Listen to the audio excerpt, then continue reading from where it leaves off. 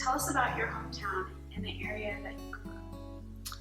Well, Stevens City, Virginia is technically my hometown, but I typically tell people that I'm from Winchester. And Winchester is a bigger city in the northwest tip of Virginia. And I was born in Winchester, but technically my hometown was in Stevens City. Winchester is a very old, historic town. It is the birthplace of Patsy Cline. And interesting fact, my granddaddy had a class with Patsy Cline in grade school. So they have an annual Apple Blossom Festival.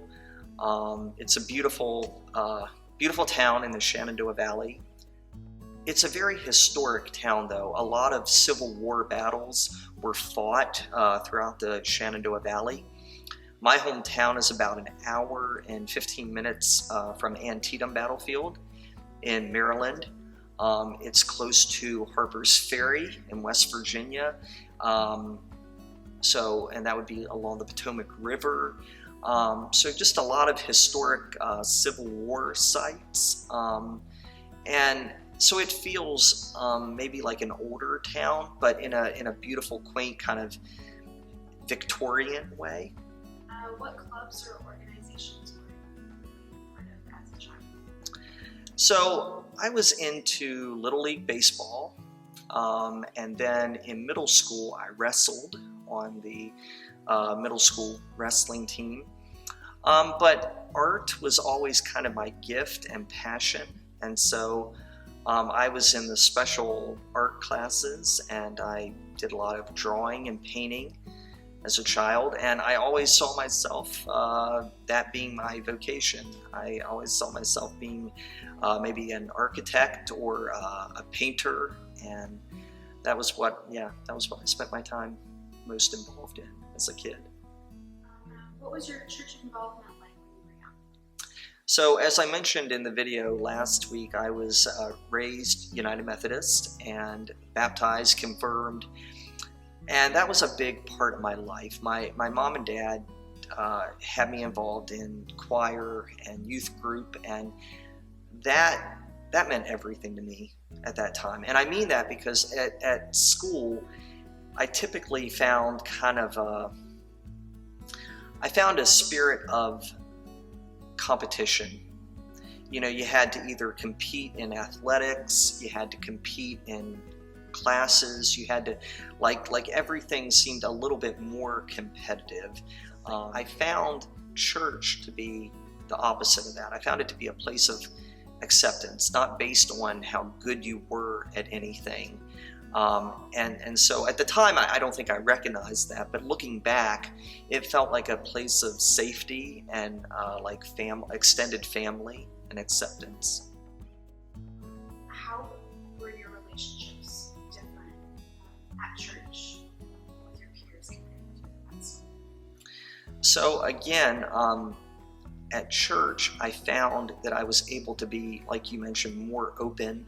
I felt like I didn't have to put on a front. I could be myself. And I was a kid with, not a whole lot of self-confidence, so I needed that fun family atmosphere that we played a lot of games, we had lock-ins, we had summer camps, we did all the typical youth group stuff that you would do. And again, it felt safe and it felt like I could be myself. And I found everyone to be almost more accepting in church. How do you think that church involvement influenced you to become a pastor? Well, I have given that some thought, and I think it provided a foundation of faith for me. I think that when I went to college, specifically, I was almost agnostic, meaning I believed in God, but if I didn't have any kind of daily prayer life, I didn't attend church when I began college, but I did believe in God. And I know at the heart of that was because of that foundation that I had from childhood, that I believed without a doubt that God was real and that God loved me. I didn't quite know how to engage in that faith in God, but it was within. And so I think that led me to be open to joining Christian clubs at college and to attend Bible studies. I was open to it because of my childhood experience in faith. And then at college, I began to kind of engage it as an adult would. I began to kind of think for myself, and it was up to me if I wanted to participate in any of those activities. And so again, that kind of built that faith foundation. And again, at college, my faith was ignited. It went from being something that was expected of me to participate in to something that I wanted to become, I wanted to own for myself. And it definitely played a vital role in leading me to where I am today. Tell us a bit more about your experiences and involvement with other denominations, specifically the ones you were involved in during your time in college. So yeah, as I said, I was in a group called CSU, the Christian Student Union, and I loved it. I made friendships that have remained to this day. But, to be honest about it too, it was an evangelical, almost kind of Baptist, theology. And they would have a working adult speaker come in every week and kind of give a sermon at a weekly meeting.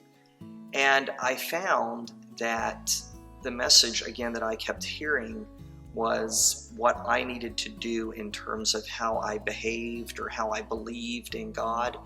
And I don't know that it always sat well with me even then, but then later, beyond college, it really didn't sit well with me, because I found living a life where I always had to be a certain moral good was impossible, and sort of kind of negated the idea that Jesus came to die while we were yet in sin. And so why, if that's true, and then why do I have to meet some level of goodness that I might not be able to sustain? So it was a very formative time, even if I didn't fully know how God would connect all the dots. It was so formative to be, surrounded by so many different ways of believing in God. Were there any moments in seminary that reinforced this for you? Seminary, what I tell people is when you go to seminary, you expect it to build up your faith. Okay, well, let me give you the inside scoop. They will break down your faith and shatter it only to build it back up. Any preconceived notion that you have about God, about the Trinity, about salvation, their goal is to kind of push on that almost until it snaps and allow you to rebuild it anew. And they don't do that in a mean-spirited way, but through every class that I took and every commentary that I read, I found that my thoughts about God and salvation were really small, and that there were a lot of thoughts out there that needed to be considered and weighed equally. So seminary on the whole broke down my faith only to build it back up again. But that was what I needed. Without knowing it, that was what I needed.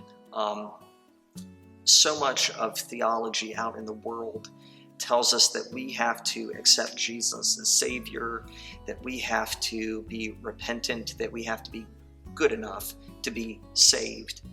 And when I began to hear a different take on that message, that God's salvation was a gift to me without me doing anything to earn it, again, that just, it clicked. It was so like, yes, if Jesus hanging on the cross said, "Father, forgive them, for they don't know what they're doing," to people who didn't want to believe in him, to people who did not claim him as Messiah, who, to men who wanted nothing to do with him in terms of belief, if he would forgive them as he hung dying, then in my mind, I began to think, why do we put limits? Why do we put all these protocols of how one must get saved? It felt like it was complicating the simple beauty of the gospel.